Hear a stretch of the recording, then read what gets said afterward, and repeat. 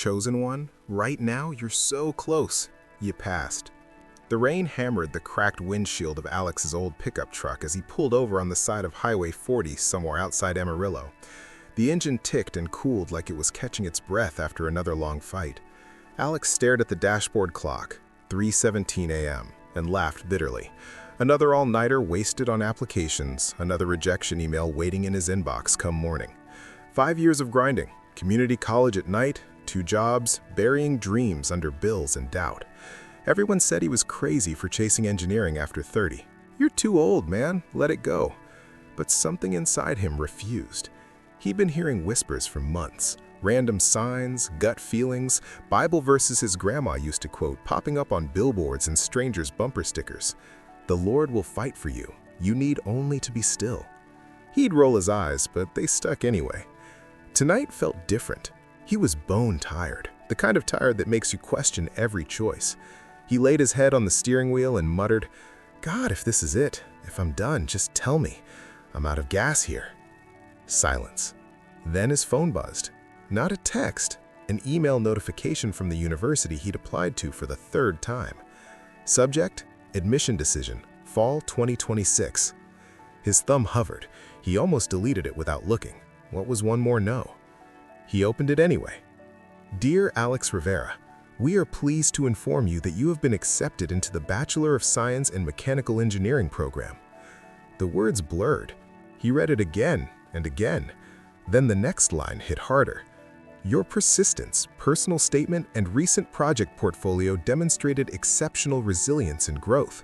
Congratulations, you've passed the final review stage. Welcome to the program. Alex sat there stunned as the rain softened to a drizzle. His chest felt like it was cracking open, not from pain this time, but from something bigger trying to get out. He didn't scream or cry. He just whispered, "I passed." In that moment, it wasn't just about the degree. It was every late night he chose studying over sleep. Every time he smiled through another, "You'll never make it."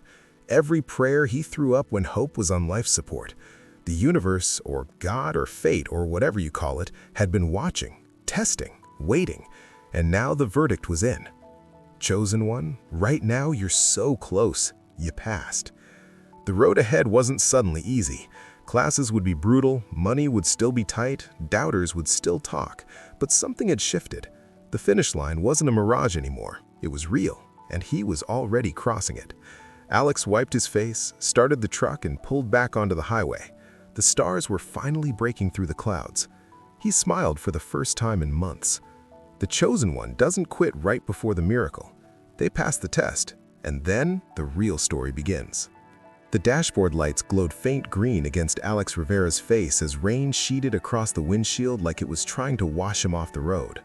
Highway 40 stretched empty in both directions outside Amarillo.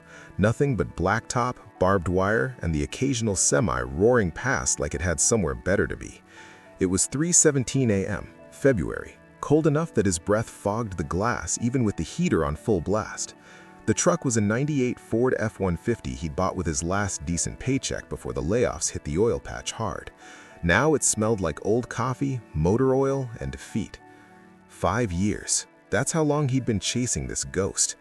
Alex wasn't supposed to be here, not at 34, not sleeping in his truck between shifts at the auto parts store and the late-night warehouse gig that paid just enough to keep the lights on in the single-wide he rented on the edge of town. Back in high school, teachers called him promising. He graduated with decent grades, a knack for fixing things, and big plans for Texas A&M engineering. Then life happened fast.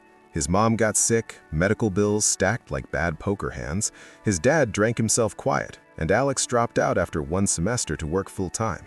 Just for now, he'd told himself. Now lasted 16 years. He tried again at 28, community college at night while working days. Failed 2 classes the first semester, math he'd forgotten and physics that felt like a foreign language. People laughed. His ex said, "You're too old for this dream shit, Alex. Get real." He almost did, but something stubborn in him wouldn't let go. So we kept applying. Community college transfer programs, state schools, even reached for bigger names when his GPA crept back up. Rejection letters came like clockwork. polite, form letters that all said the same thing in different fonts. "We appreciate your interest, but..." He framed the first one as a joke. By the fifth, he stopped opening them right away. Lately, the signs had gotten louder. Not dramatic, just persistent. A billboard outside Lubbock quoting Exodus, "The Lord will fight for you. You need only to be still." A customer at the parts counter, an old retired engineer, who looked at Alex's grease-stained hands and said, "Kid, don't quit before the miracle." His grandma's Bible, the one she left him when she passed, falling open to Jeremiah 29:11 every damn time he picked it up lately. He wasn't religious in the church on Sunday way, but those words stuck like burrs. Tonight, the exhaustion hit different. He'd stayed up until 2 a.m. tweaking his latest portfolio, a small-scale wind turbine design he'd built in the shed behind the trailer using scrap metal, old alternators, and YouTube tutorials. Sent the application at 2:03. Then the doubt crashed in. Why bother? They're gonna say no again. You're 34. You belong in a shop, not a lecture hall. He pulled over because he couldn't see through the tears he refused to acknowledge, laid his forehead on the cool steering wheel. God. Universe. Whatever. If this is the end of the road, just say it. I'm tapped out. Silence. Then his phone lit up on the passenger seat. Email notification. From Texas Tech University, his Hail Mary application, the third time he'd applied to their mechanical engineering program. Subject: Admission decision, fall 2026. His heart slammed so hard he thought it might crack a rib. Thumb hovered over the trash icon, better to delete it unseen, but some small, stupid hope made him tap instead. The screen loaded. Dear Mr. Rivera, we are pleased to inform you that you have been accepted into the Bachelor of Science in Mechanical Engineering program at Texas Tech University for fall 2026. He blinked, read it again. The words swam. Your persistence through multiple application cycles, your compelling personal statement detailing your self-directed learning and real-world project experience, and the strength of your recent portfolio stood out among a highly competitive pool. Your journey demonstrates exceptional resilience, maturity, and growth, qualities we value highly in our program. Congratulations, you have passed the final review stage. Welcome to Texas Tech. There was more. Financial aid info, orientation dates, a note from the admissions director saying she'd personally advocated for his file because stories like yours remind us why we do this. Alex didn't whoop or fist pump, he just sat there as the rain eased to a soft patter, letting the words sink in like warm whiskey after a long freeze. His chest ached, not from pain, but from something breaking open after years of being locked tight. He thought about the nights he'd studied in the break room at work with a textbook open on a stack of tires, highlighter in one hand, energy drink in the other.